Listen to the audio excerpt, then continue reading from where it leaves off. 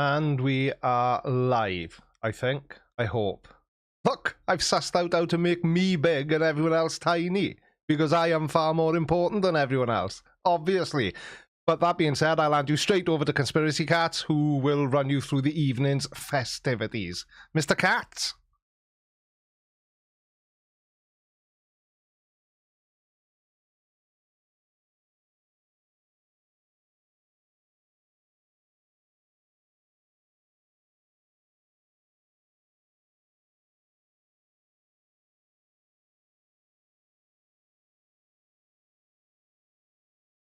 Hang on a second, guys. The side chat is saying that there's no audio, which could be a problem, but one that I am more than capable of fixing. Oh. Hold on. Okay. But can the side chat hear me? Is it just everyone else? Yeah. They can hear me, but they can't hear you lot. Right, okay. 2 seconds. 2 seconds. I know exactly what I've done.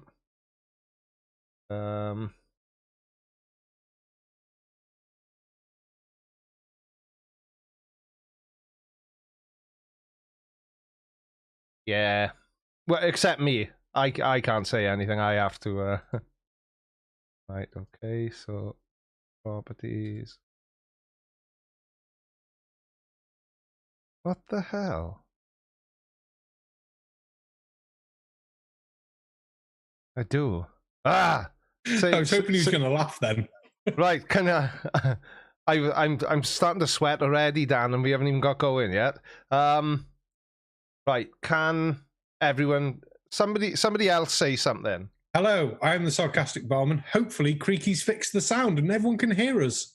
I think I have.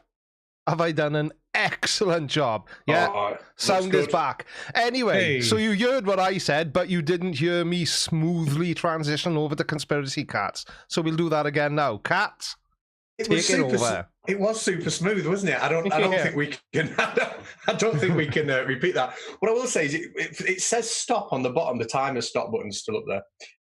Right. Just so the watch page. But brilliant, we are back, and I am really, really stoked. We have Sarcastic Barman on his first ever debate, and I'll let him introduce himself again in a second. And all the way from South Africa, we have Great Believer on Twitter, otherwise known as Craig. We've got here. I'll let Craig introduce himself first, because I think he's a person that you'll all be least familiar with. But I do want to say thank you very, very much to Craig for stepping up to do this debate. I know he's gone out and got a camera especially for it. Really appreciate it. So, Craig, how do you want us to refer to you? As Great Believer, Craig, what would your... No, Craig's fine. Brilliant. Well, just introduce yourself, say hi to everybody, shill out your Twitter channel, tell people about anything you want them to go to. We'll make sure we link it in the description. Give yourself an introduction. All right. I'm in South Africa. Focus is bad there. How did that start? That's better. I'm in South Africa. I'm a Christian. I got your message the other day asking if I would be able to step up for interview against an evolutionist. Because I believe in the creation account. And you also asked me to do the second portion as a flat earther. Okay. Shit, I forgot about that bit. But I think Sarcastic Barman will be okay with that. He's fine, yeah. Yeah. Jehovah's Witness. I was expelled from the church for being a flat earther. There's no forum for you to open up a discussion, to discuss things with you. They have their 8 popes that are in charge, and they're the ones who dictate what the doctrine is that they're going to teach. And then I decided to write my letter, and I disassociated myself. But they basically kicked me out from there. Right, for being a creationist. That's interesting, that being... Right, no, that is... I'd like to chat to you more about that later on.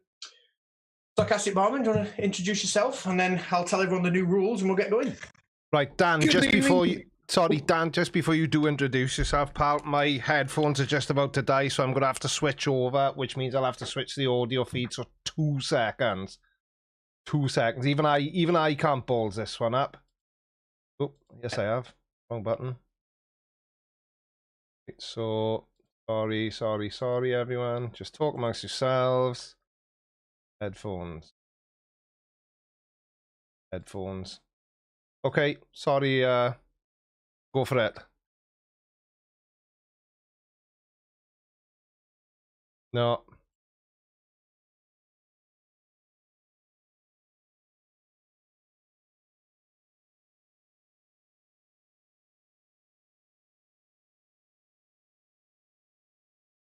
No, but I do believe that evolution is a thing.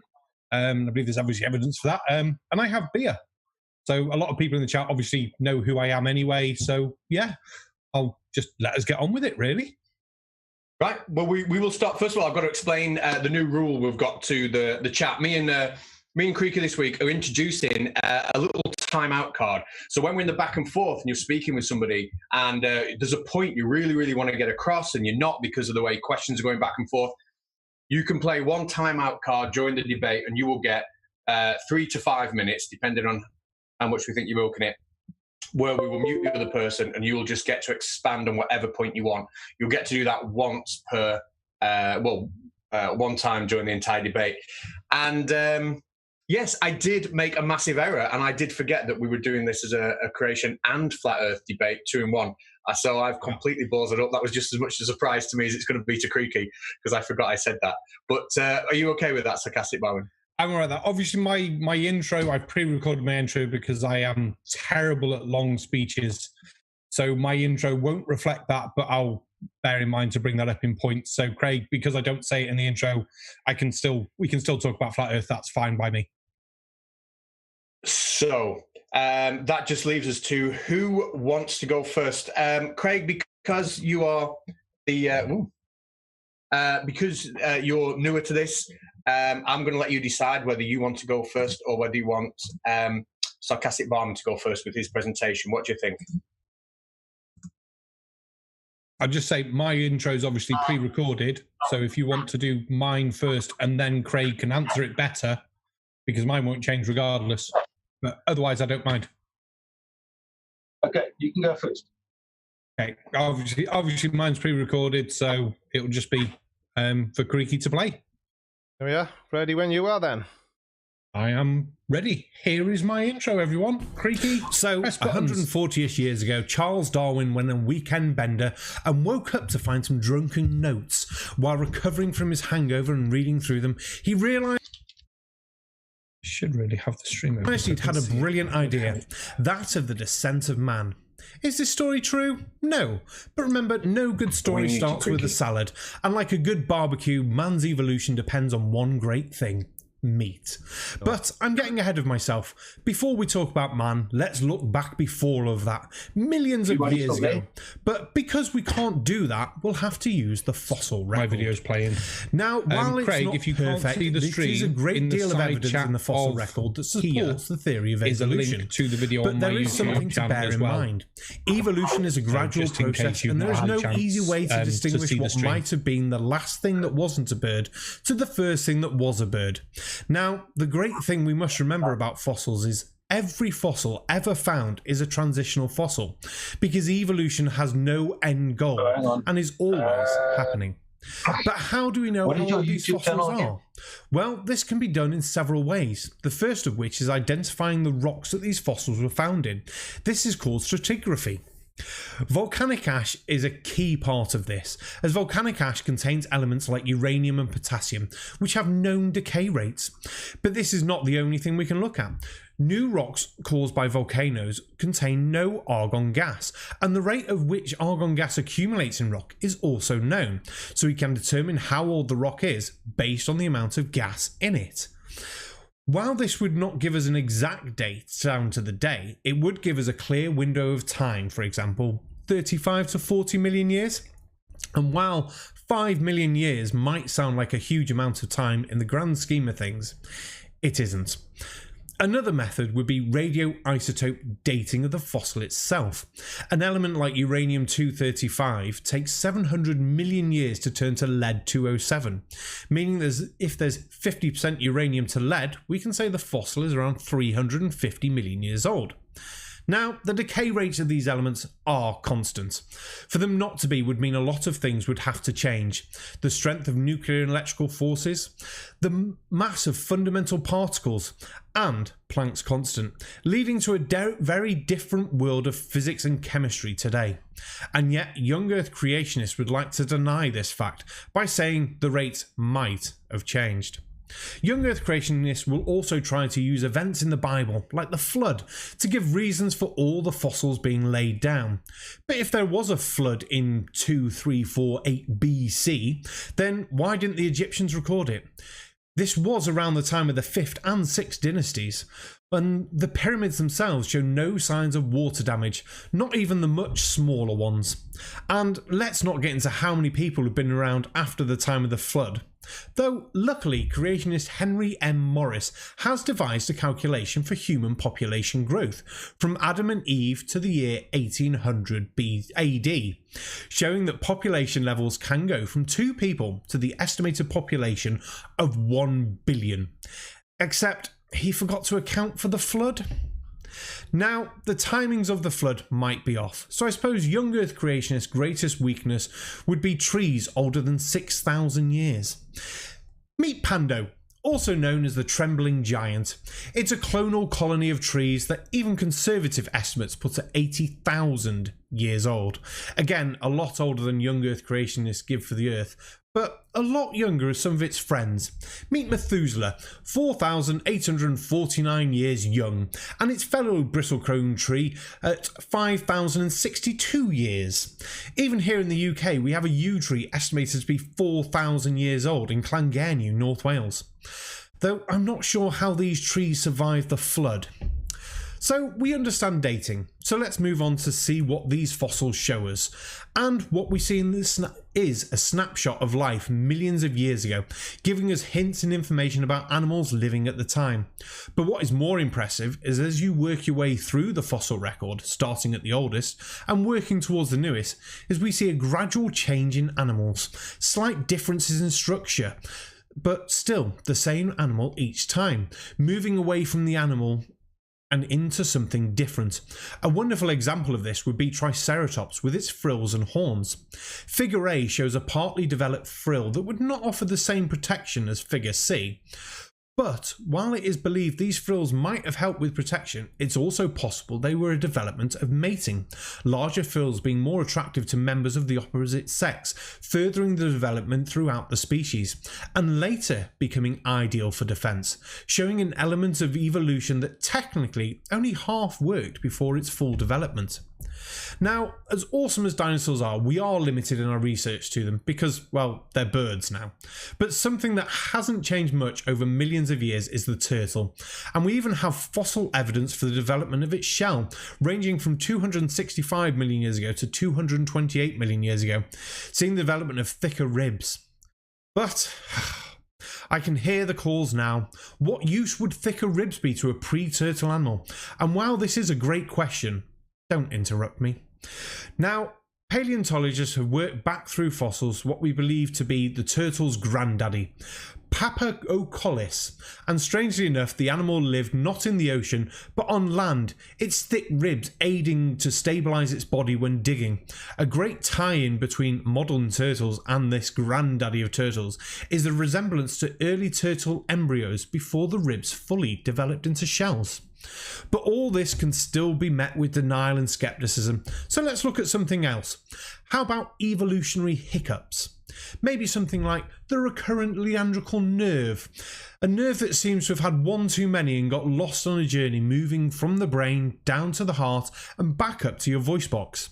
Now in something like a fish, the same journey would not be too far, but as next developed, this becomes more and more of an issue, becoming a journey to rival the Fellowship of the Rings by the time you get to something like a giraffe. Now, I have heard the argument made that because the nerve gives off filaments at the base of the heart before coming back up to the voice box, that this is fine. But if the nerve can split filaments off, would it have not been simpler to split next to the voice box and then the rest of the nerve to continue to the heart? That would make more sense from an intelligent design point of view. I've also heard the argument said that God was simply using a working design, much like other engineers would, almost a copy-paste idea. To which I would also like to tell you to stop drinking and have a look. With your eyes, which strangely enough are designed differently throughout many creatures. So God can use his infinite time to design eyes differently, but uses a silly design for a nerve? And let's not get into vestigial organs, from whales and their back legs, flightless bird wings, dandelion sexual organs, partly formed eyes in blind fish, our own coccyx, wisdom teeth, goosebumps, the muscles in our ear, or even the remains of our third eyelid. And let's not even get into something like the palmer's grasp reflex and vestigial behaviours.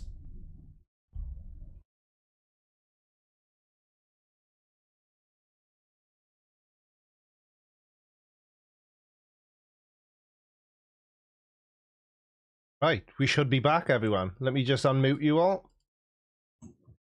Unmute. Unmute. Unmute. Right, we can speak again. Yay! Oh, is Craig still muted? Yeah, Craig, yes, it won't let me unmute you. Why? There we are. Oh, he's back. Craig is back as well. Oh. Yeah, sorry guys. The side chat was saying they could hear us talking in the background, but that's fine. I noticed. Yeah. Yeah. Apologies. It's the first time we've used a video as part of the presentation, and I didn't realise that. Yes, you were fault, sarcastic Barman. I'm not good with long speeches. I hold my hands up. I mean, even reading the script, that took me 8 attempts to read that script to get it right, and 4 days to write the script. I felt like I was in school. I wrote 1,500 words. I was like, that's like GCSE level stuff. The hell? And for the people who are saying that the word stop is on the bottom of the screen, that is my swanky timer, which I will now use for Craig's opening statement. Oh, so Craig's just vanished. Oh, he didn't seem to be doing anything. So maybe he's just had a lag on the internet. Hopefully we'll be back momentarily. So either that I did also... Okay, I'm saying nothing. Hopefully be back. Fingers crossed. It's even worse. I've just closed the side chat now, so I can't even see what people thought of my intro. Have you got the side chat back open? I've just reopened it. Yes. There we are. While we wait for Craig to return, everybody, if you'd like to give Sarcastic Barman some... there we are. Craig's back. Welcome back, Craig. Okay. I didn't hear anything from there. I don't know if I've got a problem with my bandwidth here. I didn't hear anything from the video either. So I think maybe it's better. I can quickly sum up for you, Craig. I talked about turtles and their shells. I talked about whales and their back legs. Hang on, if I load up my own script, I can actually go through in order what I talked about. So I did turtles and their shells, whales and their back legs, how we determine dates using volcanic ash, uranium dating, positions of shells, and then actually dating the fossils themselves. I did trees that are stupendously old. So you got the trembling giant tree, which is 80,000 years old.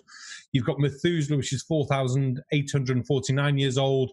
Another bristlecone pine, which is 5,062 years old.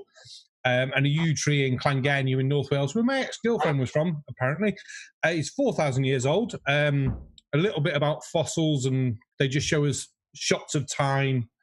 I'm just making sure I've covered the main point so you know. And vestigial organs within humans. So our coccyx, the fact we have goosebumps, the fact we've got a third eyelid, the fact our ears don't move properly in most people as opposed to where they do in animals, even though we've still got the muscles for them. I think that's a basic wrap-up of what I did. If you can load the side chat, it's probably too late now, but the chat button at the bottom, Alt and H, there's a link for the video there. But yeah, that's the wrap-up. Right. So you need to start off by saying, when people say, I believe in something, I believe in evolution, or I believe in the ball earth, or I believe in flat earth, what they're actually saying is that I don't have enough information. I have to rely on my belief. Because once you have enough knowledge, there's no reason for you to believe in something. Now, being a Christian, it is a belief system. I've never, ever seen anybody being resurrected, but I believe that the resurrection will take place because it's recorded in Scripture. But for me to say that I believe water is wet, I know the water is wet. There's a difference. I just want to establish that thought before we proceed with this, because we were taught a lot of things when we were at school, whether they were incorrect or whether they were correct. We have to determine that later on in life. So these things that you are talking about, the turtle shells, all these things, that's all part of creation. Because we know that nothing ever came from nothing. There had to be something. It's the chicken or the egg. Which one came first? Someone had to create the chicken and the egg, and a male and a female of both, of a butterfly, of a fish, of a dog, in order for them to have procreated and at least one of their species.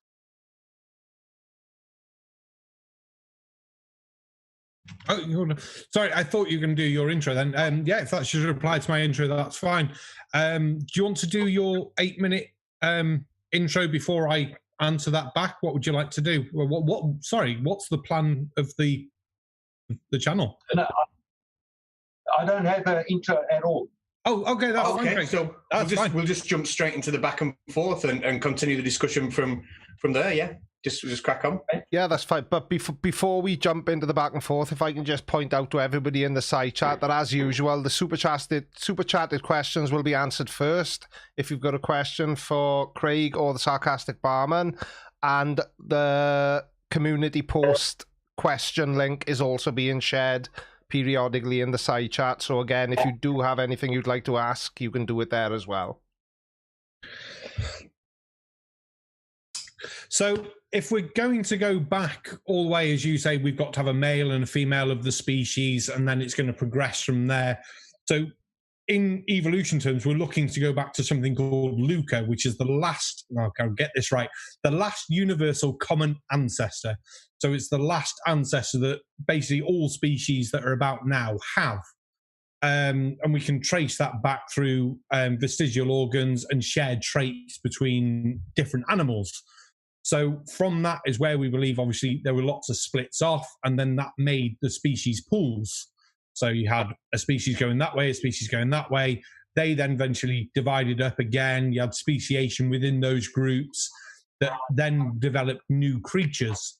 And that's where you end up with hippos are related to whales because they split off from a common ancestor, and you're going back and back and back and back.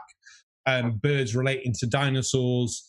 So if you're saying nothing was creatures were created from something, yes, they were created from something, but then they split and divided, and you have different creatures from that. And these are the sort of things we find in the fossil record, and that's what it basically shows us.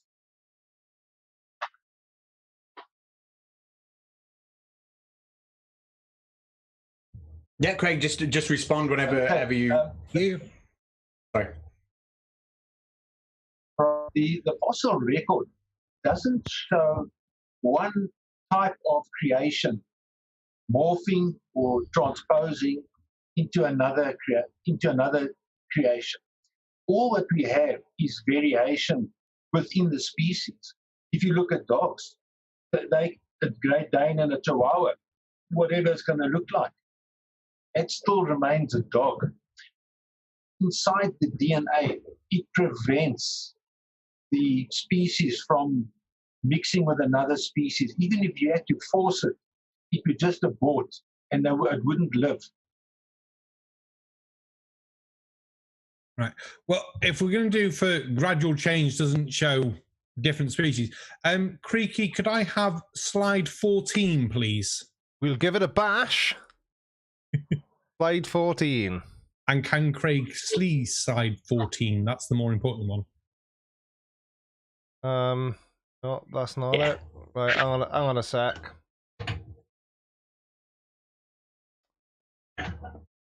Craig should be able to see it on the watch page, yeah. How do I open up the watch page? I'll link it. I'll send you the link on Twitter, Craig. I'll send you the link on Twitter, then if you just click on that, it will be there. I'm just doing it as we speak. There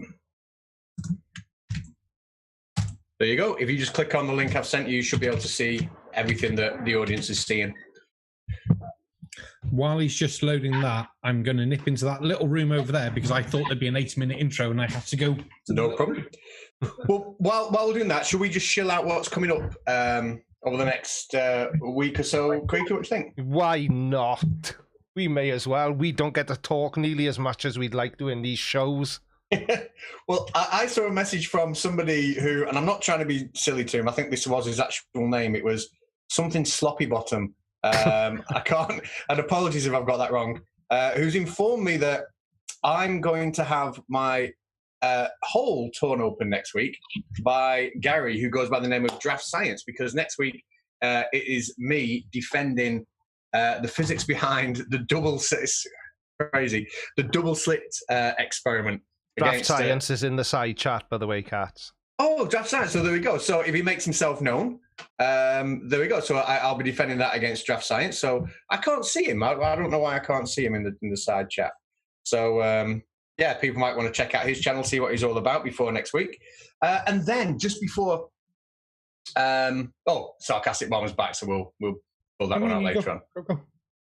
Well, I'm going to say I got an email from or a WhatsApp message from AB Science earlier on, and I haven't had to, literally just before we kicked off, and I've not had time to mention this yet, but he's looking at sorting something out with Spurs chemo in the very, very near future. But I'll chat to you about that, Creaky, when we have finished. But that looks like it could be in the extremely near future. But I'll chat to you about that when we're done. And then we have, well, I'm just waffling on. I'll put all this on Twitter. I've filled enough airtime. Go on, guys, continue your conversation. Straight back into your presentation, Barman. Awesome. Craig, can you see the watch page and see the gradual change to Triceratops? Yeah? Nice drawing, yeah. Have they actually found fossils of these guys? Yes, they have. These are representations of fossils. So at which point, the main question is, at which point does it become a Triceratops? Now, one of the other things is, there's a big farce, is dinosaurs. Dinosaurs never existed. So dinosaurs never. Sorry, go on. Look, you see, let's just take, for example, a cave that was shared by a bear and a tiger over a period of time. Obviously, not together. All the meals that were in there, their remnants, their bones would be left behind. If someone went in there now and collected all those bones, it would be like a baby getting a big set of Lego. And you could build anything from that. You look, for example, the Piltdown Man. That was hailed for 40 years as the missing link. Years later, they said, no, this is a big farce. It was part of a human skull or jawbone and of a chimpanzee. I'm not quite sure which. And there was just the two fragments. The rest of the creature was created purely from imagination. But for 40 years, this was the big truth. And then it was found out to be a hoax. Now, science says, well, that is science. We gradually progress and we find out our mistakes and we own up to them. And then we, establish a new truth. So in South Africa, there's a place called Origin of Mankind, some of the caves where they found this fossil of this ape man. And then they've got this representation of this creature. It looks half human and half monkey. But it is just a representation. It wasn't real. It's just some bone fragments that they found and put together like a Lego system, and they put together and they say, this is the truth. So you mentioned Piltdown Man. Do you know how we know Piltdown Man was a hoax? No. because we understand enough about fossils to determine that that bone doesn't belong to these bones. That's how we know it was a hoax, because obviously the people who made the hoax didn't own up to it. They were 40 odd years later. They go, yeah, whatever. We know because we look at it and go, that doesn't fit. It doesn't fit in with, if you want to use the analogy of Lego, it doesn't fit in with our Lego set. It's like having a set of Lego and a set of Meccano and going, yeah, no, that doesn't fit. Now, obviously, I've had the picture of Triceratops. Do you think we've not found these skulls of Triceratops with the horns, with the frills and things like that?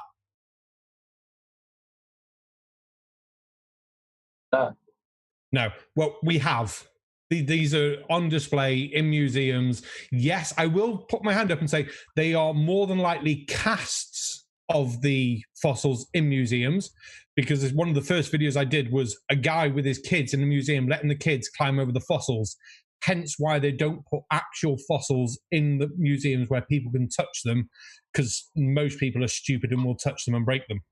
So we have found these fossils, we have found these bones, and we understand enough about the structures of animals to say that this one is related to that one, to that one, to that one. And we know, even if we find a mixture of fossils, we know that that's one animal and that's another.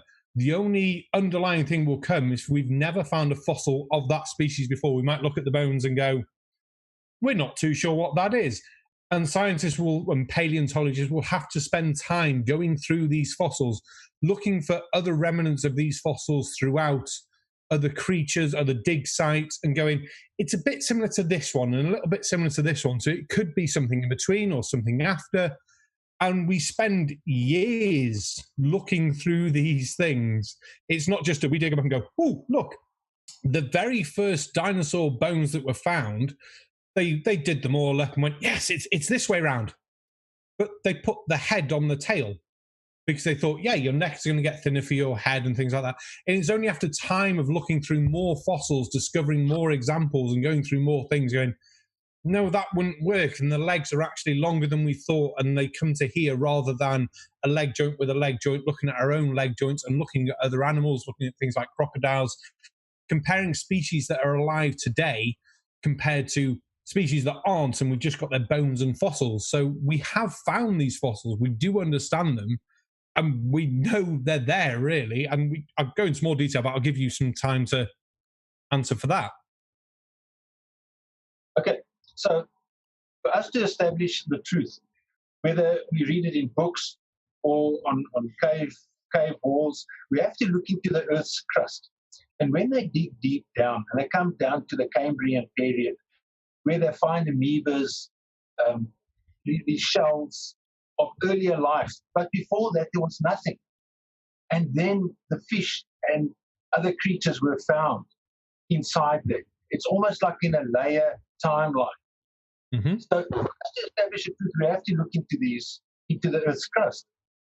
And to say that these Triceratops was, there should be thousands of these things. They all roam the Earth, but they've got one, and they've got replicas in museums all around the Earth.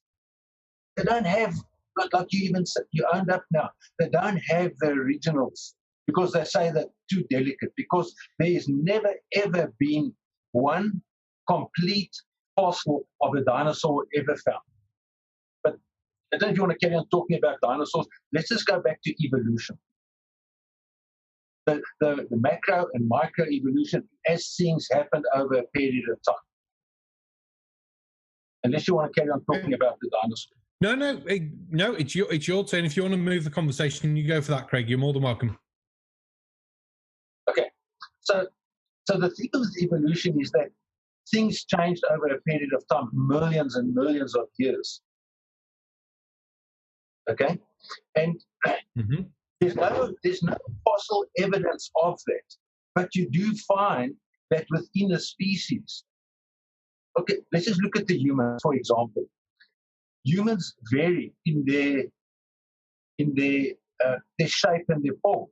You get some very tall people and very small people, but they're still just humans, and they cannot breed. If you had to go and breed with a donkey or something else, it would never work. Even if you had to go use artificial insemination, it wouldn't work. It would just abort because the prevents that from happening. The DNA prevents evolution, the change from happening.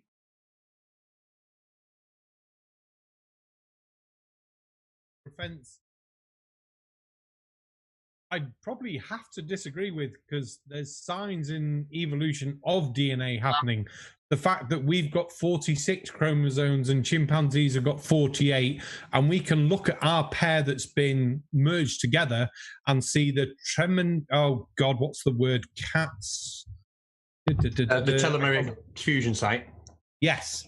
So we can see in the DNA where it's been fused, and we can see the double ending and the double middle of that chromosome in our own DNA. And we can look back and say, that'll be this set from chimpanzees. What's more amusing than that is something called the nanog gene, which is the gene in human DNA that basically keeps stem cells going forever. And if you go through our DNA, there's 11 sets of this code. One set works, the other don't. They're mismade repeats of the code. Do you know what's amusing? You find that same code in chimpanzees, showing that our DNA and chimpanzee DNA must have come from another ancestor further back and split off, because we see the same alterations in the code. And more amusing than that, do you know what I'll get the right name of it now.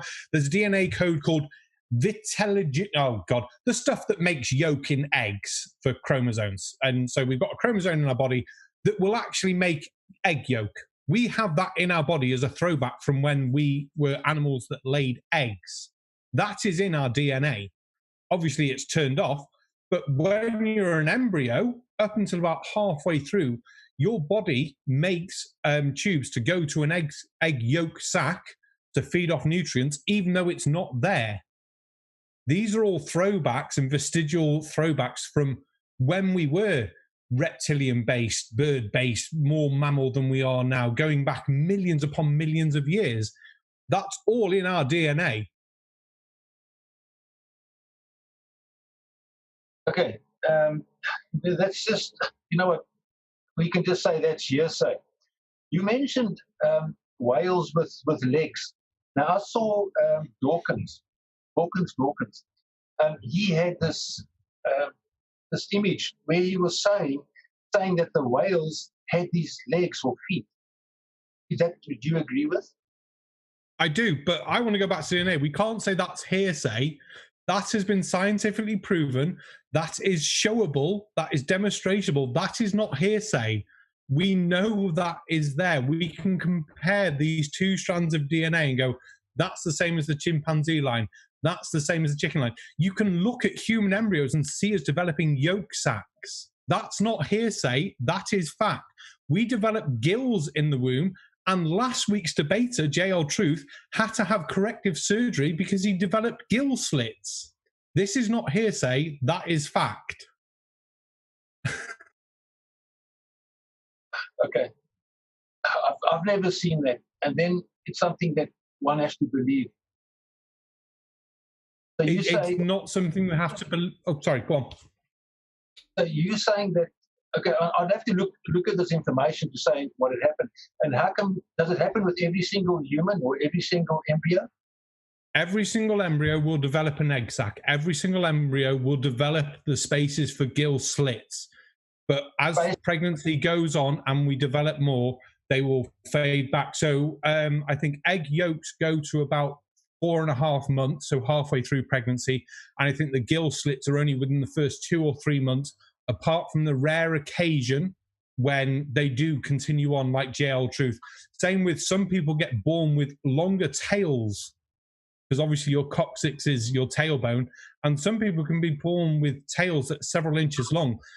It's actually for women. I'll just get Creaky to load up a slide when I find it. Slide number 30, please, Creaky. Okie dokie. Now, if you can see the stream, between 1% and 6% of women are born with more than 2 nipples, because that's a throwback from when we obviously had litters of pups as more mammal types, and we had to feed more of them.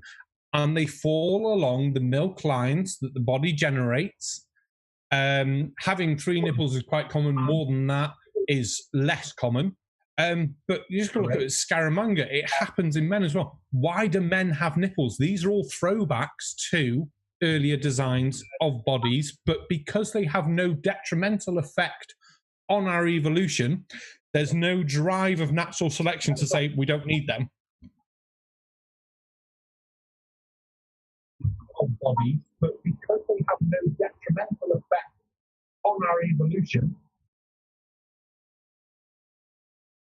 there's no drive of natural selection to say something funny is happening here. It might be Craig's just coming through late. I'm not sure. Yeah, I think Craig's watching it on this on feed and the 30-second delay. Yeah, which is fine. Need more beer.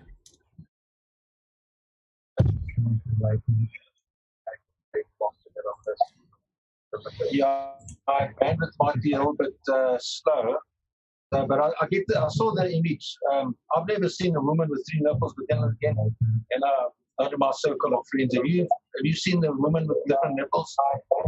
No, but I've seen a man with 3 nipples in real life. Craig, sorry, have you still got the watch page playing? Because I think it's being picked up on your microphone. Have you still got the video playing on your computer? Oh, okay, I've stopped it there because it's slowing. Yeah, brilliant, thank you. If you just mute the stream, Craig, you can leave it obviously open on the page, so anything that comes up, you don't have to worry about the sound bleeding through. If you hover over the video on the bottom left, there'll be a picture of a speaker. Just click on it and it turns the sound off it, and you can leave it playing. But the video is still going to be pushing through there, and I think that's what's eating up into my bandwidth. I'm not sure. Oh, no. Oh, fair enough. Yeah, if you're worried about bandwidth, that's fine. Okay, let's try again. All right. The theory of evolution, I mean, that's still the teacher as a fact. It's actually a theory. No. I mean, let's just take one example. A giraffe. You've seen giraffes. We've never seen a fossil of a giraffe with different size and lengths of necks. Theory of evolution. I mean, it's just all these things. There's no proof of it. It's all drawings and diagrams. People hypothesizing of what it may have been, and these egg yolks. We still turn out to be humans. We don't cross species. We don't become something else. And this happens with every bit of creation, even within plants. You need a male and a female. For these things to have evolved at the same time, for these things to have happened at the same time, would just be an impossible miracle.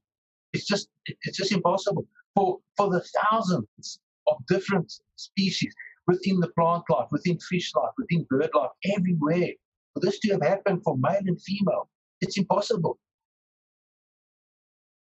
So, yeah, okay. So, if you're going to go on about male and females, Creaky, can I have slide 25, please?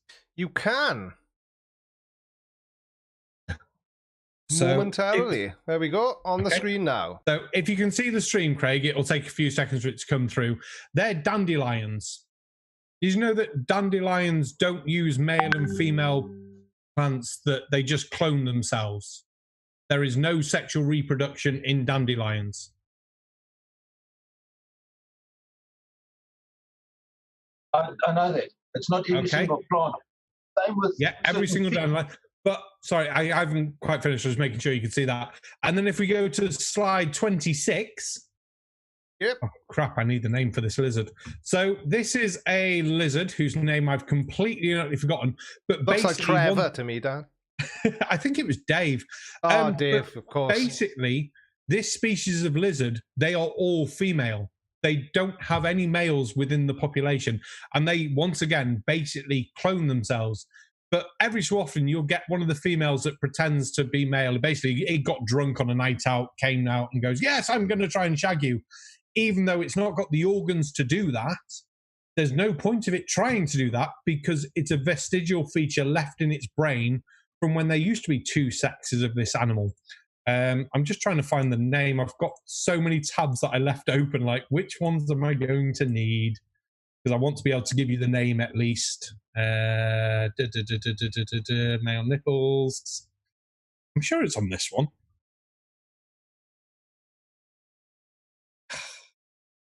So many slides open. I'm very sorry for this. I can't remember the name of this lizard. And what's even worse? Oh, here we go. It's a virgin whiptail lizard, and its vestigial behavior is obviously some of them think that they are male, even though they are all female within the species. They don't reproduce as we would understand it. They basically make clones of themselves.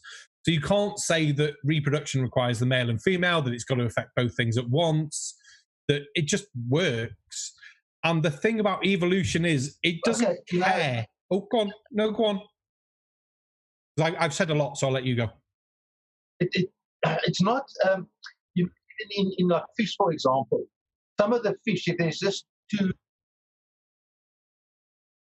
Okay, if there's two, in some of the breeds, there's two females. One will transpose into a male. Mm-hmm. So these things do happen in nature. But the point is that evolution, it doesn't go to a new creation. These lizards that you're talking about are just going to remain lizards. They're not going to go into a new species. So these variations, there's thousands of different types of species that got weird things that we don't. But it's still going to remain a flower or a lizard or dog. Doesn't matter how much how it breeds across the different other species of dogs. For example, let me see here. These mutations that happen. These mutations, like for example, when Darwin on the Galapagos Islands, some of the features that he noticed had longer beaks, and the other ones with shorter beaks, they had died because there was a drought at that time. So it's obviously the features with the longer beaks were able to get to seeds, and they survived. He put that down to evolution. It wasn't evolution. They're still features at the end of the day.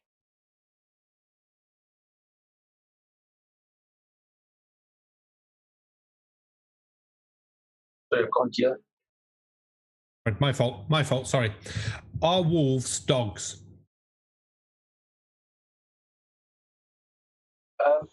You do get these hybrids between species. No, example, it's a yes or no. Are wolves dogs? I don't know.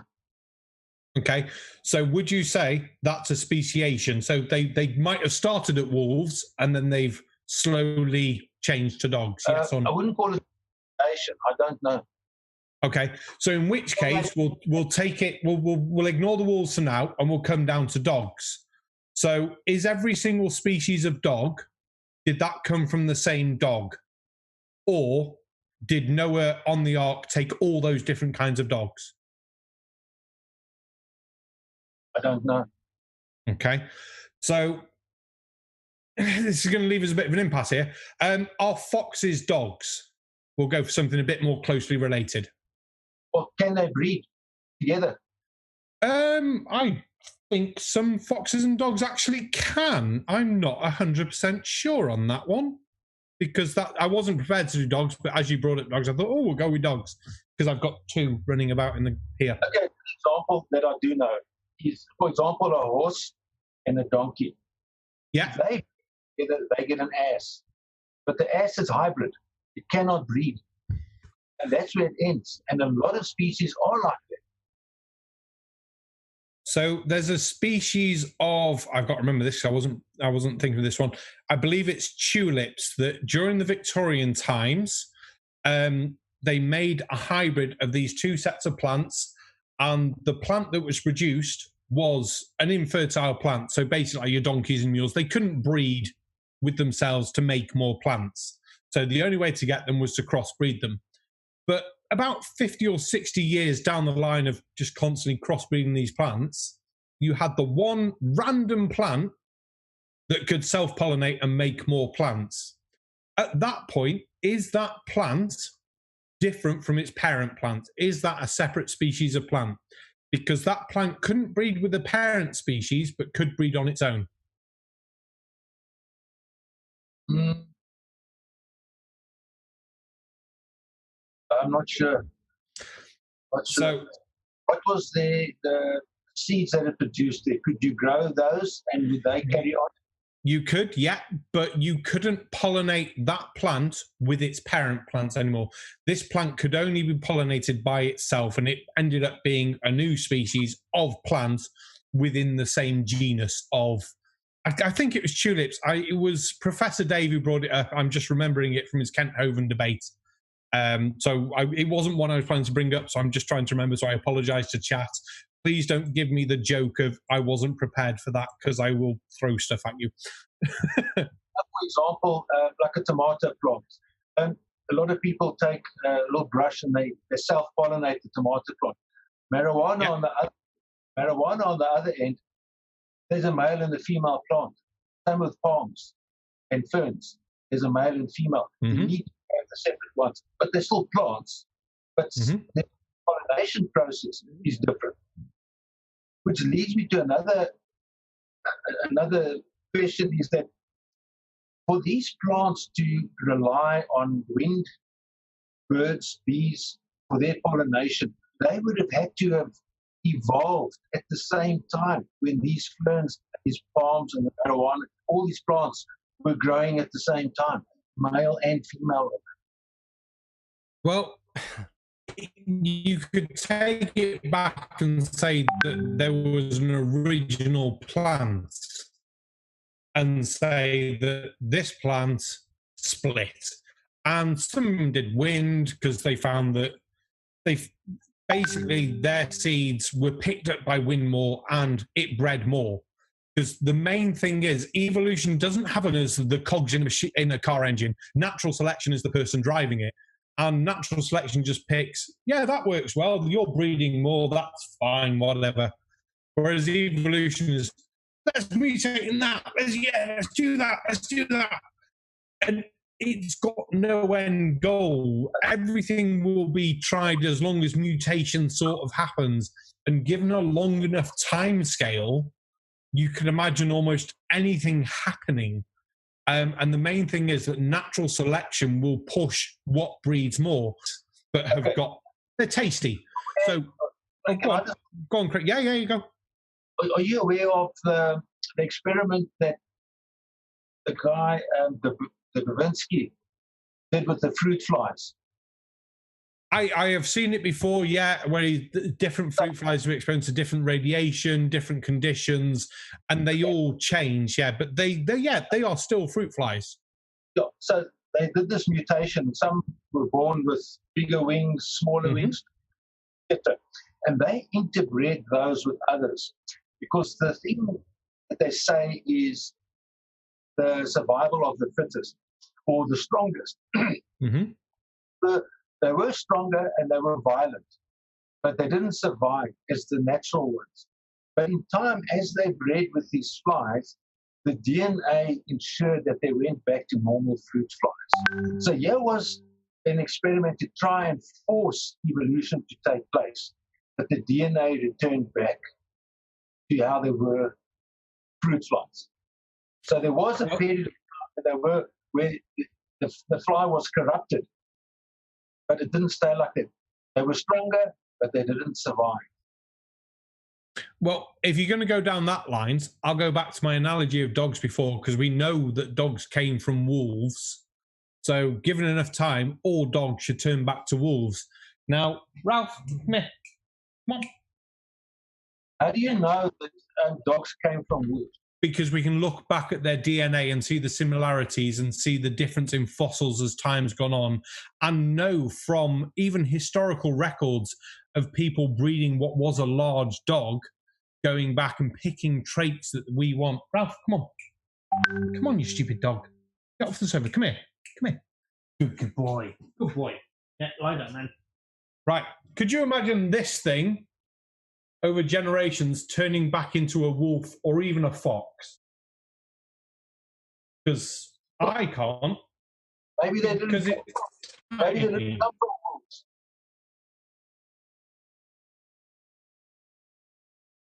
Maybe they didn't come from wolves. Pardon, I'm sorry, Craig, I missed that. I said maybe they didn't. So where did they come from? Because their DNA is so similar to wolves that we know.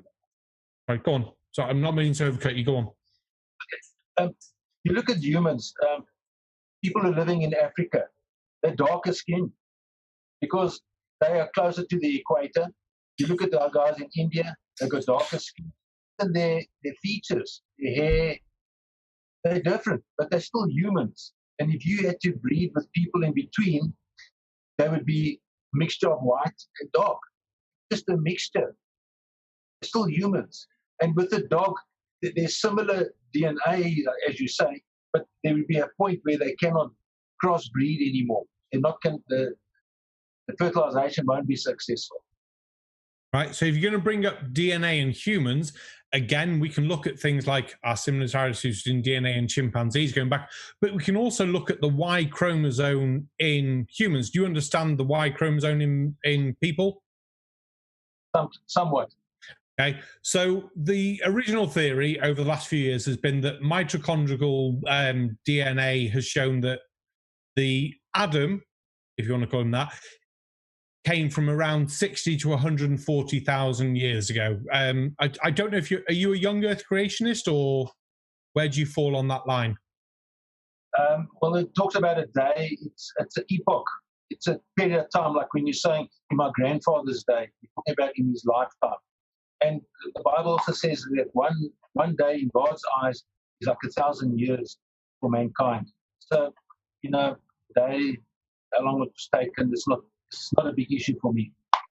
Oh, all right, fair enough. Okay. So originally we thought that this DNA in the Y chromosome came from 140,000 years ago. There was a gentleman called Albert Perry whose relatives submitted DNA to, I think, 33UC or whatever like that, one of the DNA companies. And it was found that his Y chromosome didn't fit in with everyone else's that had ever submitted their Y chromosome in the history of people selecting Y chromosomes.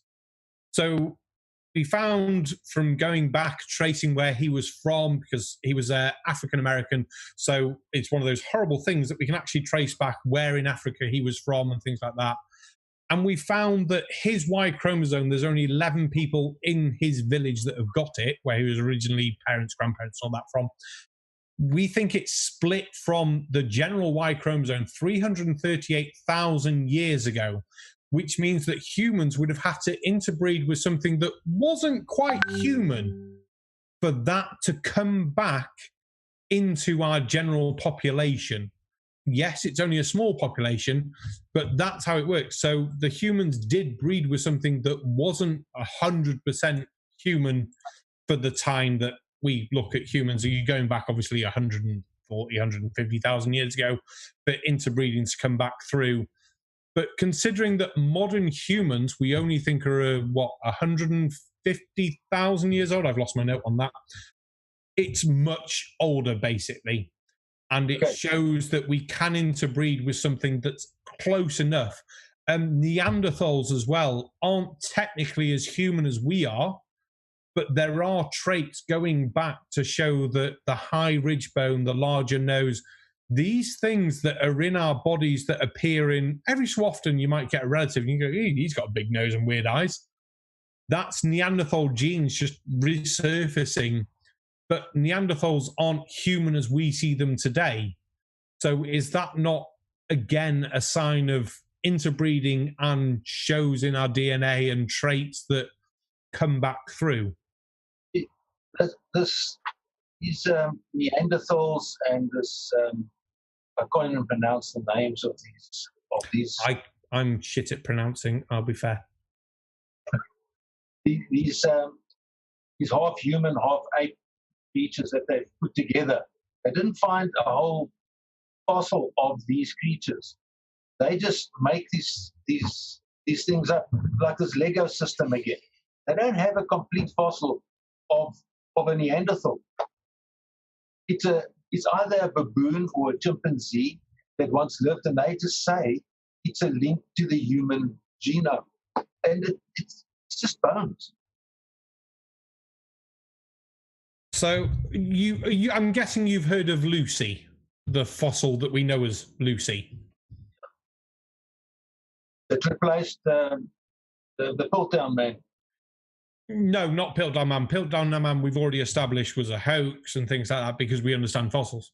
So Lucy was one of these fossils that is one of these sort of missing link sort of things. I think it was Africanus, Homo Africanus or something like that.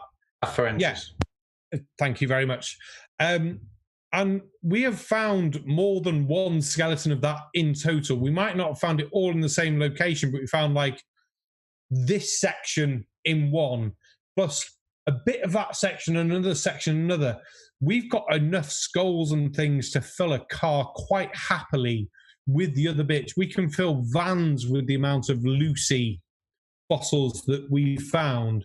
We fully understand fossils enough now, and the dating of fossils say, yeah, these were all around the same sort of time. So that window might be 50,000 years, 100,000 years, but we understand datings and fossils and layers enough to show that, yes, we found these in the same layers. We know that they are ancestors of the layers before because we can see the similarities. We can see the slowly narrowing of the hips, the extension of the back, how the legs change by 100,000 years at a time, we'll say. We understand how fossils work enough that we can say, yes, this is a relative. Yes, we have found full skeletons of them. And I'll turn back to you then.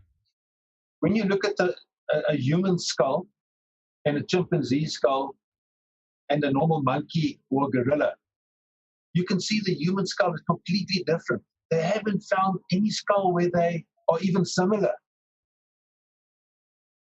Yes, they have. Where? Right. So, right. Let's see what I've got on my slides. I don't think I got one of those on my slides. I didn't think we were going to do much on humans because the fact of human evolution is so plotted out from, I almost said Piltdown Man then because you said it about 3 times, but through Homo erectus africanus and all the others, we can see these gradual changes. I'll get one up now. Human. See, all you actually... Go on. What time are you talking about? And you would have to have a fossil. So you would need a fossil of something 1,000 years back, and then 10,000 prior to that, and another 10,000 prior to that, and then match them. You say, okay, this is the gradual change. Do you have that? Well, 1,000 years back, there was very, very, very, very, very, very, very, very, very, very, very, very little difference between humans now and then. And the tiniest very will be because of nutrition and the fact we grew bigger. If I load this up now, open image in a new tab, copy image. Have you got Discord open, Creaky? Yes, I have. Cool. Right. I will send you that. Luckily, it's only 228 meg. It won't kill my internet enough that I can't talk. So, what we're going to show in a moment is a set of from Australopithecus gallus, Australopithecus africanus, Pathiosaurus, Homo habilis, Homo erectus, Homo neanderthalis, Homo... I give up with names. Basically, from what we believe was one of our oldest ancestors before they split off to apes, to Homo sapiens. And you've got a selection of 1, 2, 3, 4, 5, 6, 7. Yeah, we'll go for 7. I won't go for the one at the top.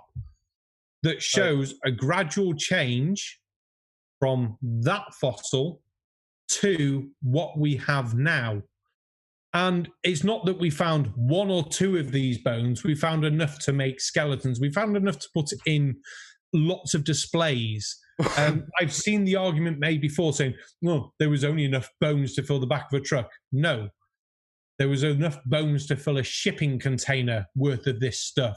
We have found, in some cases, dozens upon dozens of skulls and other bones.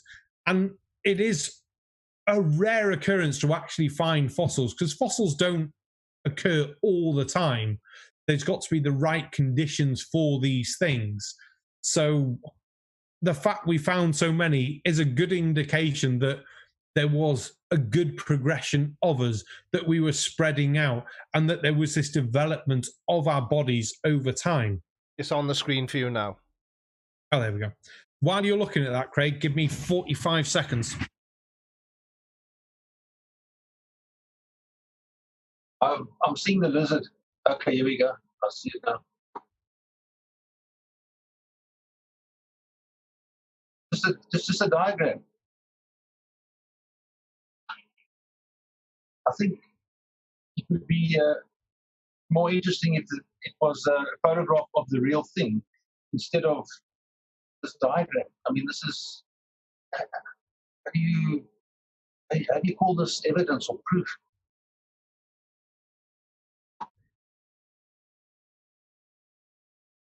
I think the question that we have to ask ourselves as well is that when we look at creation on the earth, when we look at creation on the earth, there's such a variety of creatures, of everything, that all this come about just from a big bang.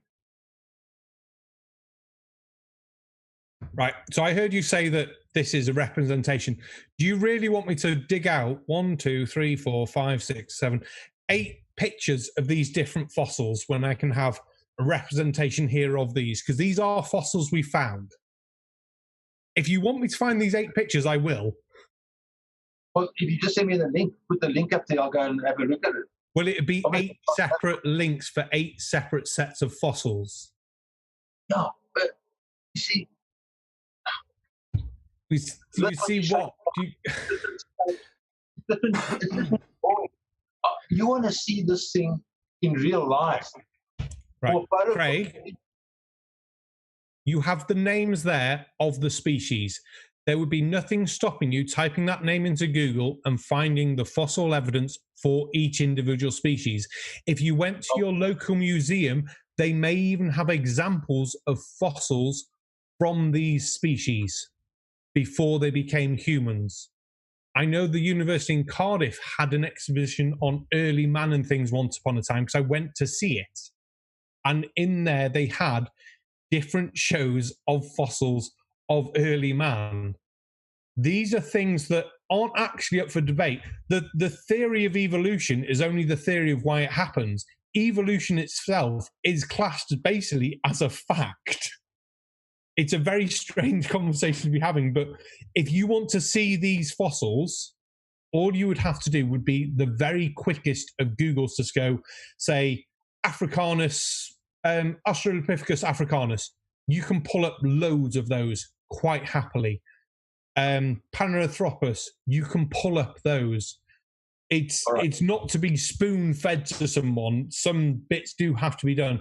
And I will quite happily go and Google all of these and get individual pictures of every single one and show them you. But I have the feeling your argument isn't going to change. Well, see, if you dig up a skull of an extinct ape, okay, and you can go and give it any name, and they usually give it the name from where they found it, like from Australia or from Africa, and they give it a name. Who is to say that it is prior to the human family? Because sorry, go on. Sorry, I thought you'd finished. Go on. It doesn't even look the same. It doesn't even look the same. No, but we understand with fossils how layers are formed and where each fossil is depending on its depth, depending on which stratospheric layer it's in, depending if there's volcanic ash above it, below it, from known eruptions to give us a time scale. Anything like that. We can even carbon date the fossils themselves and know that one's, say, 20,000 years old. This one will use another dating method because it's older than that, and you say uranium dating or something like that. We can work out the dates on this. We can work out a timeline. We can show, using those dates and timeline, that there's a gradual change from one set of animals to another. I mean, we'll go back to turtles because I mentioned them at the very start. And if I load, if I get Creaky to load, where'd it go? Which number do I want? Sorry, Creaks, I'll tell you now. That's okay. Not that one, not that one.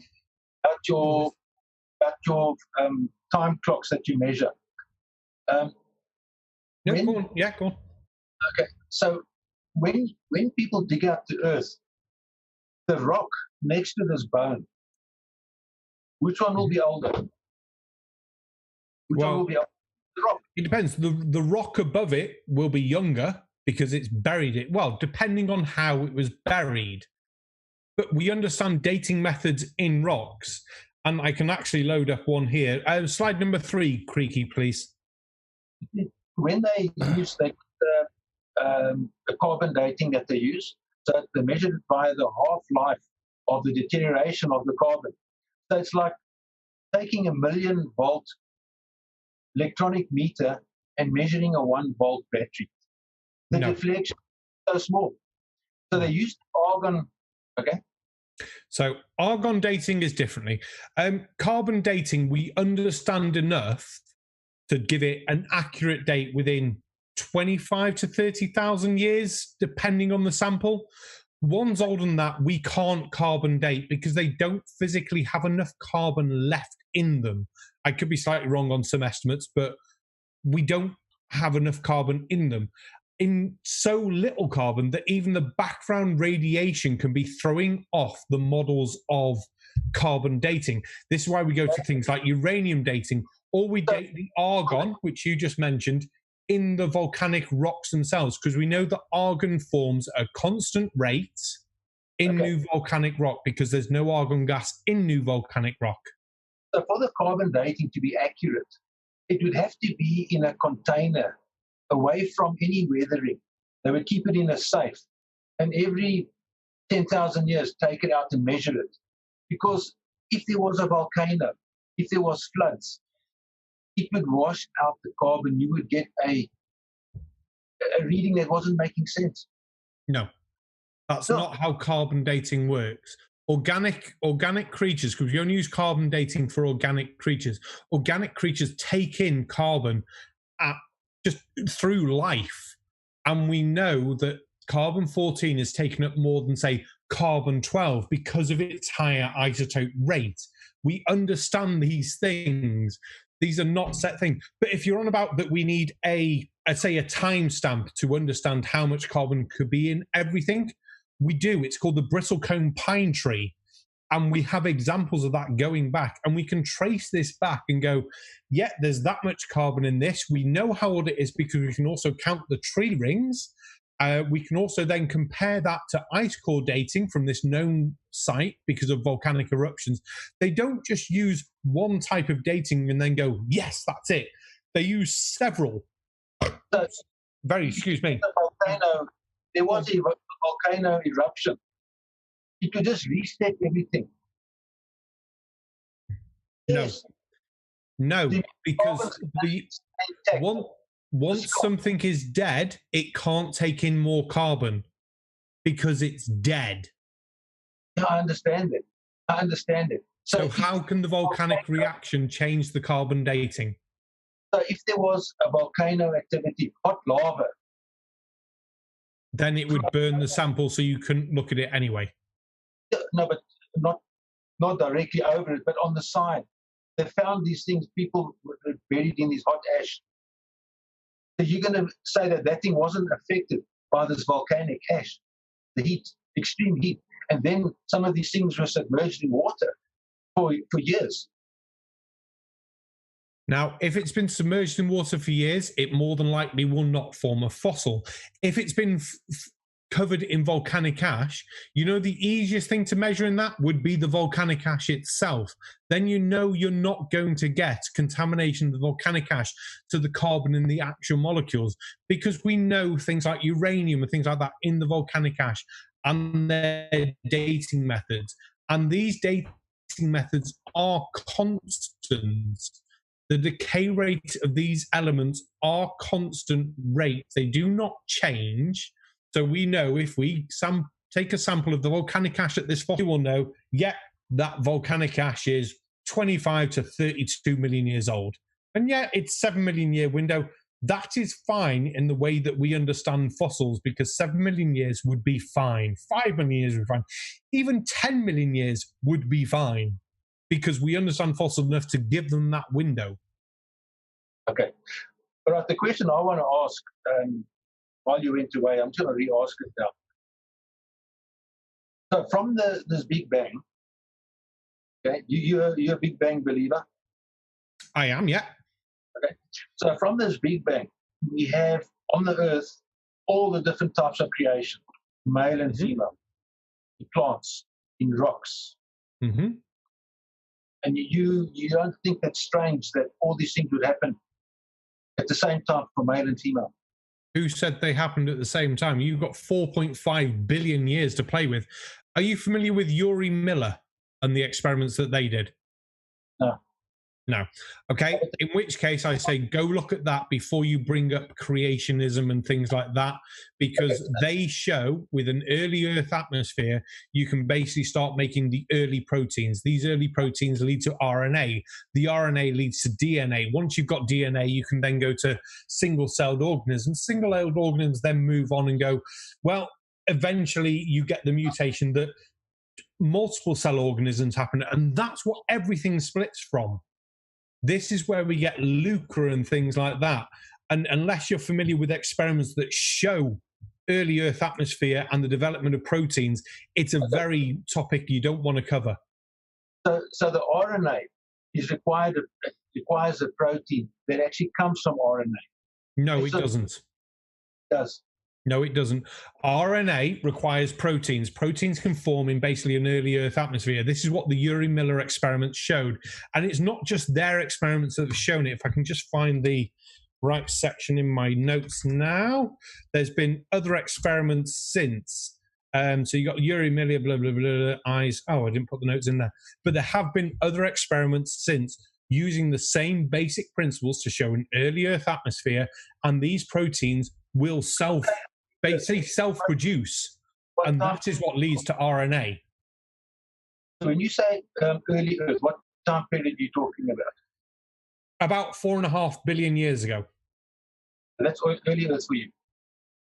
Pardon? You're saying that's early years for you? That would be early Earth, yeah, on where we believe the life sort of developed. It's a crazy religion that you hit. I'm telling you. How is it a crazy religion? We've got scientific evidence and scientific experiments to show this thing happening. We can look at rocks that are almost that old and look at the elements in the rocks to show that, yeah, this gives us a good idea of what was in the early Earth atmosphere. From that, we can work back and go, yes, there would have been more carbon because there was no animals producing oxygen. We then know that there would have been a high carbon atmosphere, a high sulfuric acid atmosphere because of volcanoes. We can work back from that and go, yes, we can then put that sort of stuff into a laboratory, do experiments, and see these proteins self-forming. These are experiments that can be done and have been done. It's not about belief at this point. It's about repeatability, and it has been repeated and shown several times. So what did they create with this protein? What life did they create in these experiments? They basically start. Oh, sorry, go on. Was it just something in a petri dish, or did they create some kind of creature? A bit larger than a petri dish. They're showing the formation of basic proteins that lead to RNA. I don't believe any experiment has run for several million years yet. So it's very difficult to then say, yes, we can show it forming the fully bits there. But once it forms the proteins, we understand enough about proteins, the same as we understand enough about electric now that we can make a contraption to shoot electric at people, that we can then say, yes, because we've got these proteins, this leads to RNA, because that one, and that one, when formed together over, say, 1 billion years, would form that. Then the 500 million years after that might form DNA. Oh, sorry, 1 second. I'll just hang that up. So it is a belief system that you're talking about billions and billions and millions of years, where these things came together. You never saw it. It's just what you've been taught, and the things that you want to believe. So it's a religion.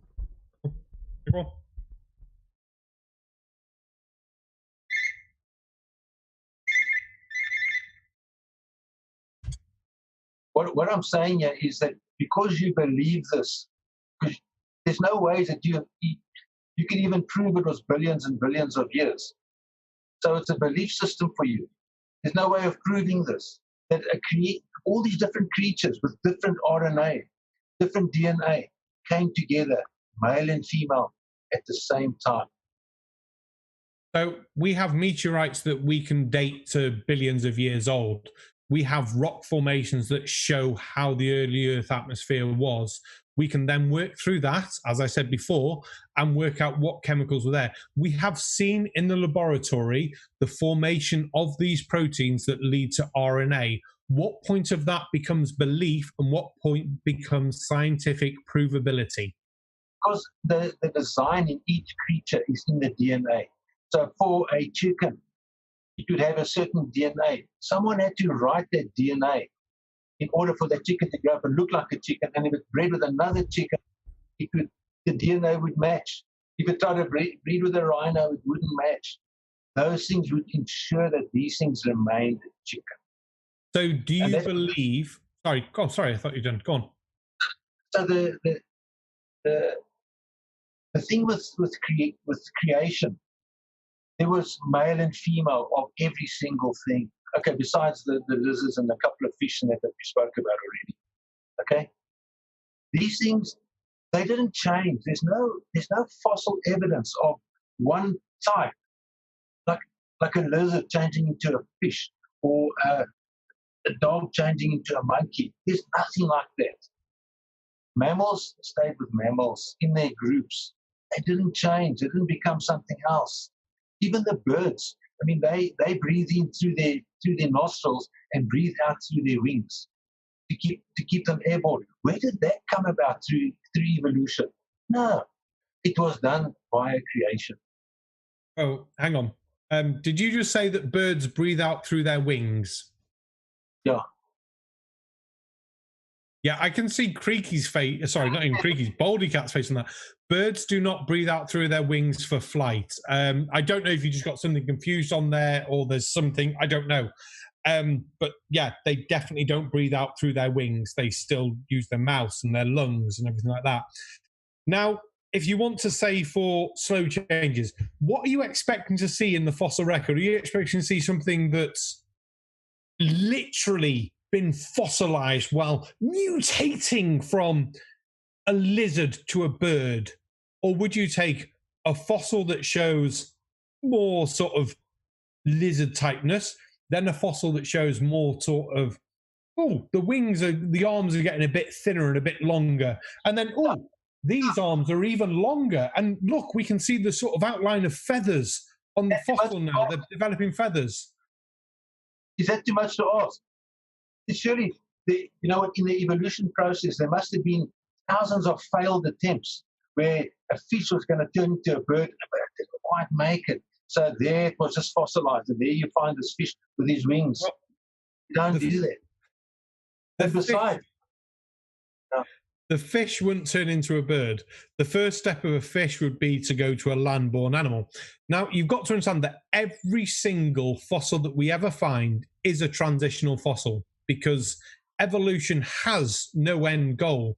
Everything is just moving to be the best it can within its ecological niche. It's looking to breed the most, have the most children, eat the most food, attract the most mates. They are the two things, really, is sex and food. That's what drives evolution. If you can have the most food and the most sex, you're going to pass your genes on.